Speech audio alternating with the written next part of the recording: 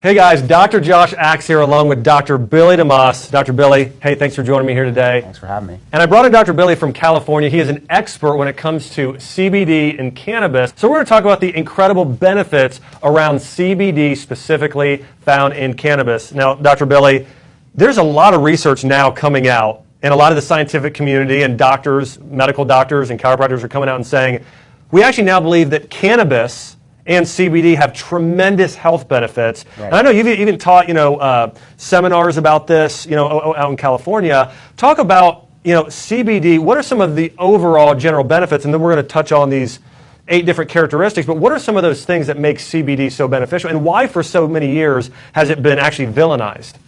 Well, it's been villainized or vilified back since prohibition of marijuana in 1937 because of the fact we've had corporate entities, i.e. the paper industry, DuPont, which was big in paint and varnish. We also had the cotton industry, to some degree, the auto industry and fossil fuel industry all tried to get rid of hemp because it was going to be a viable alternative to, obviously, all those industries. So in their monopolistic ways, they vilified it so that everybody looked at marijuana as this evil plant that led you to, destroy your life.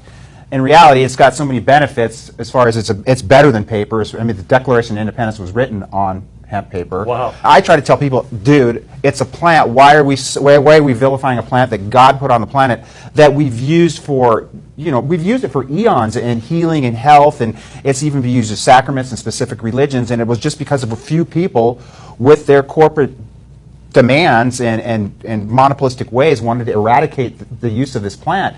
But just like everything from, especially things like anxiety and, and sleep issues and inflammation, and which, pain and all the things that we see people taking dangerous pharmaceuticals for that have negative side effects. We're actually, and I don't want people to look at it like we're treating this problem with this CBD. I like people to understand that we have a CBD deficiency or cannabinoid deficiency because of the fact back in the day, even when George Washington, they made it mandatory that people grew hemp as a food source, and in those days we got high levels of CBDs in our diet and nutrition, and now we've got to a point where we're all CBD deficient, and that's why we need to supplement with it, not to treat stuff, but allow the body to function at a higher level by providing with what it needs. Yeah, and we know, listen, I know people watching this video, there's some people that are really pro-cannabis, there's other people that are against it, and listen, this is really about the compound, first off CBD, and I'll say this, you know what, when used responsibly, especially,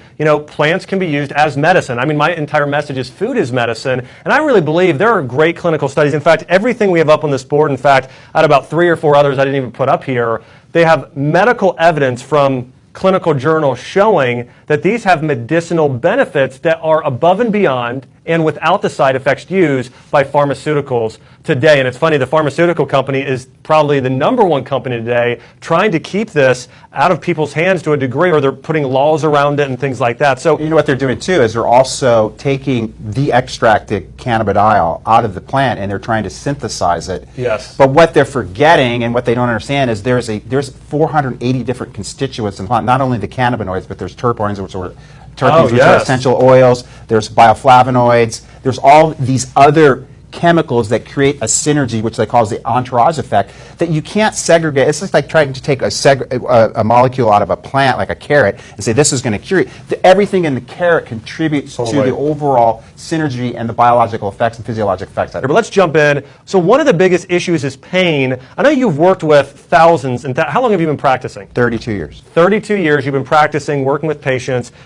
Have you given examples of patients, let's talk about these first two, pain and anxiety, where you've seen any type of improvements with patients? Well, pain, because right now if you look at the medical model with the huge problem with opiates and opiate addiction and heroin, I mean literally if you could get people off opiates and switch them onto something that's going to work almost as well, if not better, and not have the negative side effects, I mean I'm highly for it. But again, with patients, typically I would just start with chiropractic, working on it with chiropractic, and then if I'm having some residual stuff, then we can apply topical cannabinoids, or we can have them ingest them orally. Or so CBD, one of the things that's so incredible about it, and we'll talk about this with some of the other conditions, but it has natural benefits in terms of its ability to reduce pain. The other thing here with anxiety, how about that?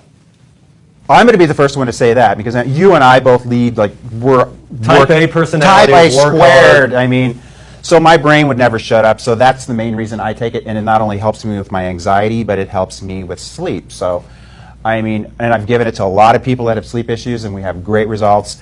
I mean, it's hard to measure something like anxiety. So, but as I tell people, if you have anxiety issues, it might be something you want to try versus taking a Xanax or whatever most people do. Yeah. You know, I was talking to a mom last night who's also a doctor, and she was just telling me, she said, you know what? One of the reasons why she had health issues herself, she was trying to take care of patients, she had all these health issues herself, and she said to me, you know what my biggest problem is? I can't turn it off. Right.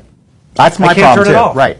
You know, and so I think that's sometimes people, now most of the time people go and sometimes they'll have a glass of red wine or something like that. You know, there are different ways people turn it off, but in general, you know, there are, again, less side effects here than we're talking about Xanax and a lot of these things people are turning to. So anxiety, absolute benefits. And now this is a big one, Let me, before you go on to that Go one, ahead. and the reason they make synthetic forms of the natural occurring molecule is so that they can patent it and then sell it. And then what they'll do is they'll patent it, and then they're going to make all the other stuff illegal, and then this is the only thing you can buy. So they want complete control and monopolistic ways to promote the same thing that you can do with a plant. It's unfair, it's unconstitutional. I don't want to get you off track here, No. but yes, it's big. So cancer. Think about now. This is something near and dear to my heart. My mom was diagnosed with cancer. She's been diagnosed twice: breast cancer, lung cancer.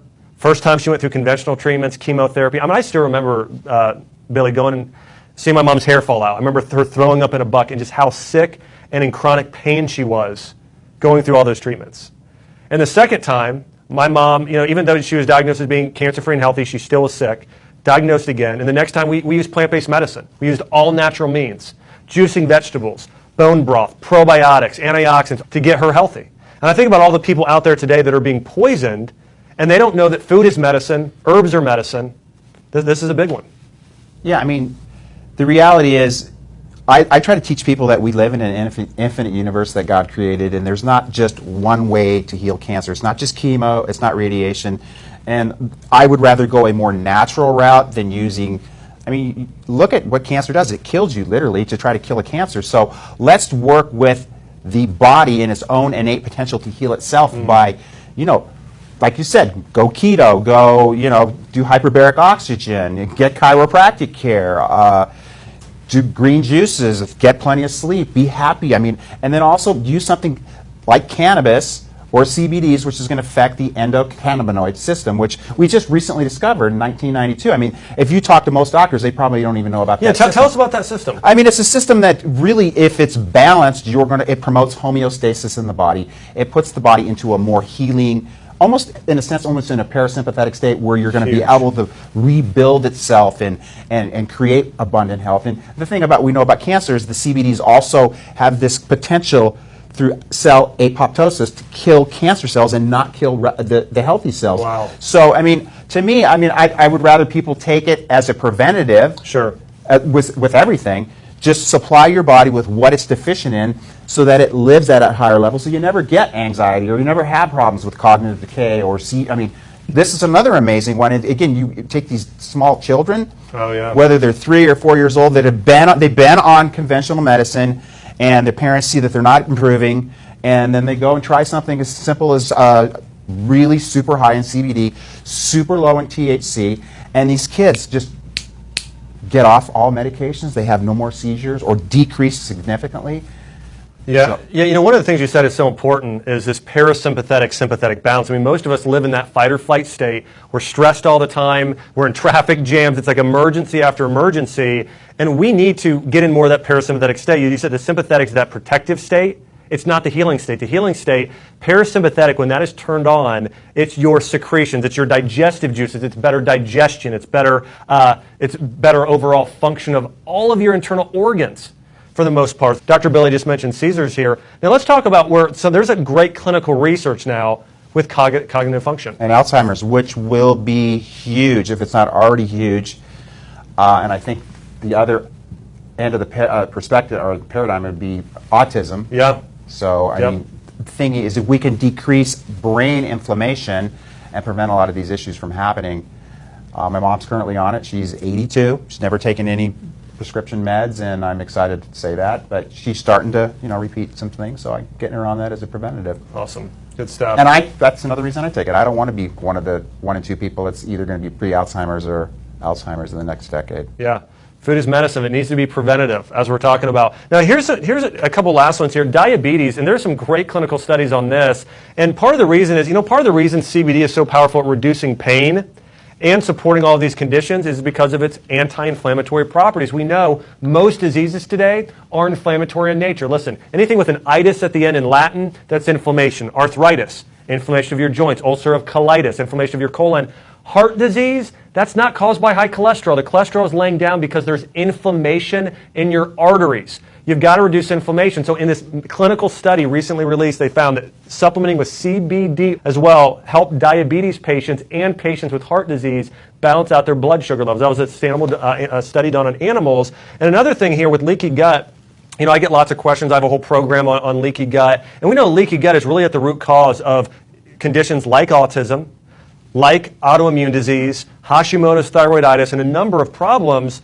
But leaky gut, one of the biggest things I've found in working with thousands of patients with this, it's part of something you mentioned earlier, it's the lack of the parasympathetic nerve system function. Right. When your body isn't secreting enough enzymes and digest it, you cannot break down food. So your gut has to take the brunt of all of that, and your small intestine, that gut lining, it can't heal. One of the great things, when you balance out that parasympathetic and sympathetic state, it puts your body in a healing state. Remember this principle, your body heals itself. The food doesn't heal you.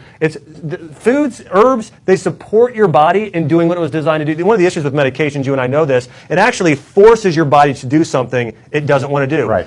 Nutritional supplements, they support your body in healing itself. And so that's one of the great things about using food as medicine, herbs as medicine, is they're supporting the body, they're not altering the function. And so, Dr. Billy, last thing I want to talk about here and topic about this is that there's a lot of controversy, and I don't think a lot of people understand CBD versus THC. Right. It's one of the most common questions we get. So can you talk about the properties between the two? Well, obviously, THC is the one that really is Hallucinogenic. used. Yeah, well, it's psychoactive. I wouldn't call it hallucinogenic. Okay. You didn't grow up in the 70s. No, I didn't. Okay, I did. But that's the compound that gives it the negative stigma, is the fact that it's got some psychoactive ingredients, whether it enhances creativity or whatever. But that is also, it's found in the plant, but so is the cannabidiol, which is the active ingredient, which is going to give us all the positive effects. But the reality is you have to have that entourage of effect in whatever tincture or food that you're eating or supplement or dosage, however you want to call it, that you're taking as a health measure. You have to have a small degree of THC in the product. Now, that is to create the entourage of it, but the reality is, and anything that's legal in the United States, because it's legal to have it, it has to be less than 0.3% of the compound. So it has no it would be, the analogy I use with everybody, like a beer is 0.5%. Like apple cider vinegar or something. Right, or like a kombucha, it's the same thing. Yeah. There's a little bit of alcohol in that too. Yeah. So it has to be there to get the real true effect. So as we're talking about here, and I just want to be clear on this video, we're talking about the many benefits of CBD and using this as a form of natural medicine, and the big thing is, think about this, I think about all the patients I've taken care of over the years, and would I rather them go take a painkiller, or would I rather them do things like CBD and turmeric to support their body in the natural healing state? And I mean, that's ultimately what we're coming down to as well, is again, we want to use herbs as medicine, food as medicine, and CBD, all of these clinical studies, look it up for yourself online. We got articles on drx.com. You can just do Google search, and you're going to see the incredible benefits of some of these different products. So I want to say thanks, Dr. Bailey, for being here today. We've been talking about CBD and the many benefits. Everybody, hey, thanks for watching.